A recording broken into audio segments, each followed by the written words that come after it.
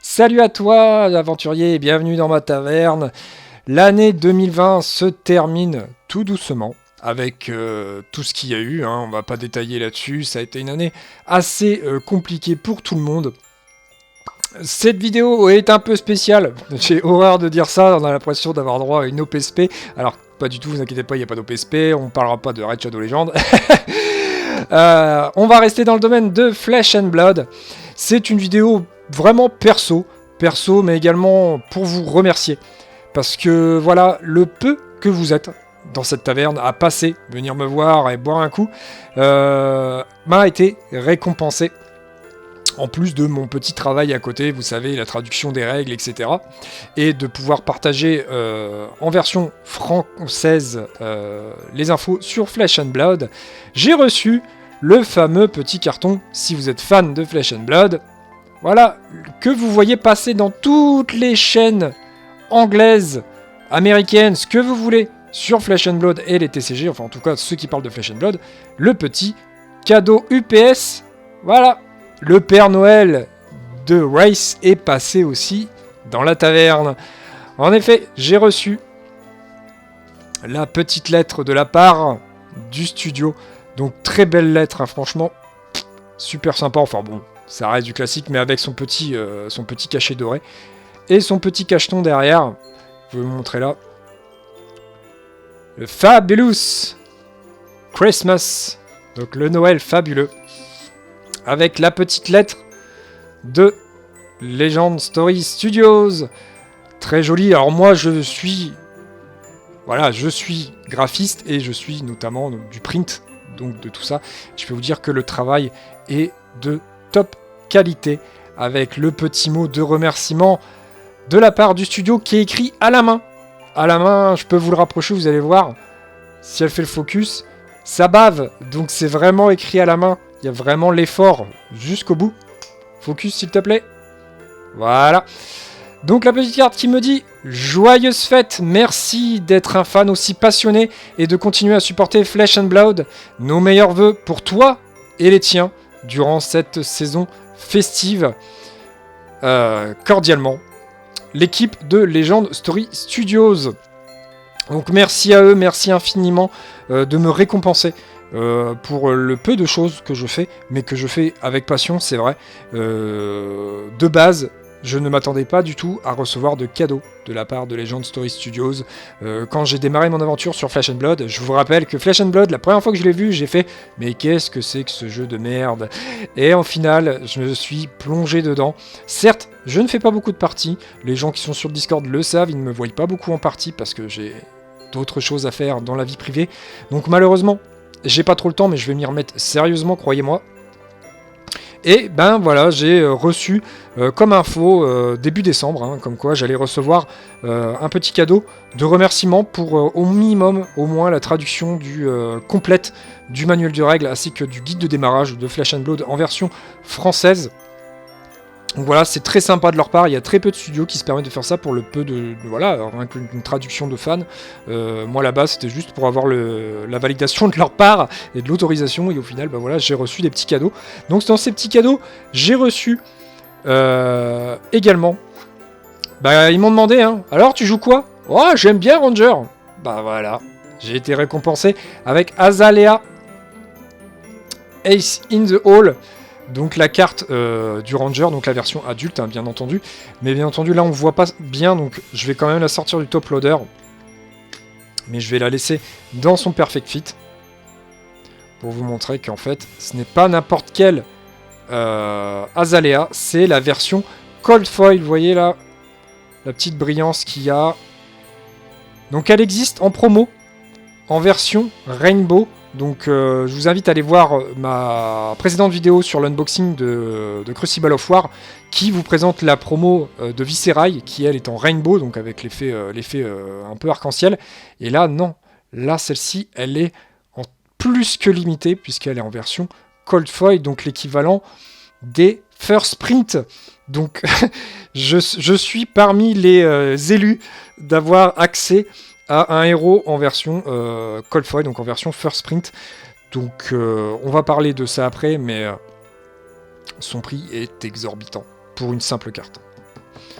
Donc très content, donc franchement le Cold Foil il est magnifique sur cette carte là, c'est très discret mais voilà, je suis super content, et enfin le deuxième ou troisième avec la carte on va dire cadeau, c'est mon Playmate, hop, dans l'autre sens,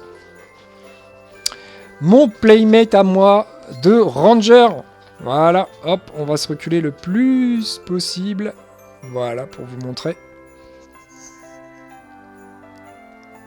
Donc j'ai mon Playmate Ranger officiel de Flesh and Blood.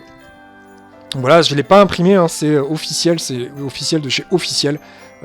C'est un super Playmate, franchement il est très joli, avec l'une des meilleures cartes de Ranger dessus. Donc franchement, je suis super content, voilà, c'est Noël avant l'heure. C'est vraiment merci. Donc merci à vous. Surtout de venir passer dans la taverne pour avoir des infos sur Flesh and Blood. Et merci à Legend Story Studios pour ces petits cadeaux. Donc après, voilà, j'allais vous parler justement des tarots. Voilà, c'est un petit truc. Voilà, c'est personnel, l'avis est totalement personnel. Donc les avis divergent un petit peu dans tous les sens. C'est vrai qu'en ce moment, on voit des prix de fou. Arriver sur Flesh and Blood. Donc pour les nouveaux joueurs, c'est surtout pour rassurer les gens qui veulent s'intéresser à Flesh and Blood ou qui commencent à avoir une perte de vitesse au niveau de la hype du jeu. En effet, si vous voulez par exemple acheter un display Crucible of War, qui est d'avis personnel n'est pas l'extension ultime qu'il faut avoir obligatoirement, même si c'est un bon gain de boost au niveau de certaines cartes. Aujourd'hui, trouver un display à prix classique des environ 80€, c'est quasiment impossible. Parce que c'est parti en cacahuète suite à une annonce de Legend Story Studios qui disait qu'ils préféraient attendre début 2021 pour savoir s'ils allaient mettre de l'Unlimited ou pas. Donc, ou réimprimer certaines cartes de Crucible of War dans les autres extensions. Donc forcément, qu'est-ce que ça a fait ? Ça a fait exploser les prix. Aujourd'hui, un display, c'est un truc de fou, c'est hyper cher. Voilà, c'est le prix de 4 displays, voilà, vous faites le calcul. C'est le prix de 4 displays pour avoir un seul display en first print. Alors, Legend Story Studios ont un petit peu leur tort dessus, mais d'un autre côté, ils ont toujours annoncé, c'est sur le site officiel, vous pouvez le vérifier, Legend Story Studios a toujours supporté le marché secondaire. Donc le marché de joueur à joueur, de revendeur à revendeur, enfin ce que vous voulez, mais qui n'est pas pro. Avec des prix fixes. Donc forcément, l'alpha, first print, c'est des prix hors d'atteinte pour les joueurs standards, très standards, je veux dire, voilà, les petits joueurs qui veulent acheter un petit display pour se faire plaisir et puis pouvoir jouer, c'est hors de prix pour eux, mais c'est de la faute surtout de tous les revendeurs, les scalpers, etc., qui achètent des caisses entières. Voilà, on a vu passer des gens qui ont 50 displays Crucible of War chez eux, scellés, qui attendent. Donc le problème, il est là, en fait, actuellement, avec le marché secondaire, c'est quoi ? C'est tout simplement le fait que le marché est bloqué. Parce que si jamais ils décidaient de tout revendre à l'unité, les prix seraient beaucoup moindres, puisqu'il y aurait beaucoup plus de cartes en circulation. Là, malheureusement, il n'y a que les cartes vendues à l'unité qui sont en circulation. Je vais prendre l'exemple de Shania, que j'ai looté, qui est voilà, un héros, Young héros uniquement utilisable pour le Blitz, et encore qui n'est pas très utilisé, voire quasiment inutilisé, qui est une superbe carte au passage, qui coûte 800€. Voilà, actuellement elle est à 800€ parce qu'elle est quasiment introuvable. C'est une légendaire, c'est une carte légendaire, mais introuvable. Si vous êtes joueur, pas collectionneur ni revendeur, tout ça, rassurez-vous, Shania n'est quasiment pas jouée. En fait, les cartes qui coûtent hyper cher dans Flesh and Blood, c'est des cartes qui ne sont quasiment pas jouées. C'est les fables ou les légendaires. Et encore, c'est les légendaires, certaines légendaires. Donc voilà, c'est au final, voilà, vous allez vite retomber, vous allez avoir des cartes, voilà. Crucible of War, si vous voulez un ordre d'idée, vous avez Shania qui est entre 700 et qui peut tourner entre 500 et 800€, voilà, en fonction de la carte, si elle a été jouée ou pas, etc. Ensuite, vous avez, vous passez directement à 120€, avec des cartes comme la carte Warrior, qui est Twinning Blade, donc, et encore, c'est la Twinning Blade version Full Art. Voilà, moi je peux vous la montrer par exemple, je l'ai là, voilà, vous avez Twinning Blade, celle-ci ne coûte pas 120€, hein. Loin de là, elle coûte beaucoup, beaucoup, beaucoup moins cher, mais vous l'avez en version totale. Donc en fait, vous avez cette image-là complète qui fait l'effet un peu d'une carte comme une dame en fait, comme une dame avec Dorinthea en haut et en bas. Et après, vous avez une ou deux cartes, je crois, à 120 €, et puis tout de suite, ça descend. On redescend dans les prix assez classiques, ils sont entre 50 et 40 € pour les versions foil, encore, des Majestiques. Et ensuite, vous redescendez tout de suite à partir de 20 € la carte. Et après, les communes, c'est 10 ou 25 centimes, hein, voilà. Donc, rassurez-vous, je vous rassure. Si vous êtes un joueur, vous n'allez pas débourser tant d'argent que ça. Par contre, si vous êtes un collectionneur hardcore, tout de suite le prix vont s'envoler, c'est clair et net. Voilà. En fait, Flesh and Blood, pour vous rassurer, c'est mon avis perso, après peut-être que j'ai tort, mais moi c'est vraiment l'avis que j'ai. En fait, Flesh and Blood, je maintiens qu'il a été très bien construit, aussi bien au niveau du business que du jeu de cartes en lui-même. Ou si vous êtes un collectionneur, revendeur, etc., vous pouvez vous faire de l'argent, ou vous pouvez en dépenser beaucoup pour votre collection. Mais si vous êtes joueur, vous allez retomber dans les standards des prix des TCG, ne vous inquiétez pas, Donc oui, il y a des out of stock partout, etc., etc. Donc c'est compliqué. Mais vous pouvez encore acheter Flesh and Blood à des prix très raisonnables. La version Unlimited de Welcome to Race et Arcane Rising sont encore à des prix classiques, c'est-à-dire un display coûte 80 €. Donc ne vous inquiétez pas. Tout ce qui va sortir en fait en first print va forcément coûter super cher. Monarch, la prochaine extension qui sort pas en mars cette fois-ci, mais en avril du coup, parce qu'ils ont décalé.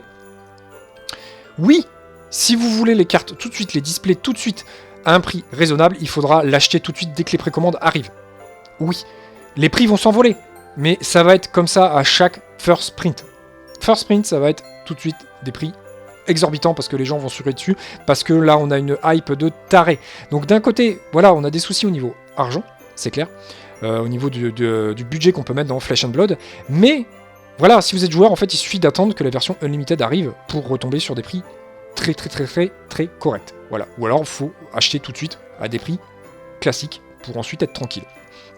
Donc là-dessus, il n'y a pas de problème. Rassurez-vous, au final, voilà, en ce moment, ça fait beaucoup de bruit, mais je suis moi-même pas quelqu'un qui va acheter énormément de cartes. Voilà, j'ai juste un display Crucible of War, un display Welcome to Race, et j'ai commandé là à l'instant un display d'Arcane Rising qui va arriver.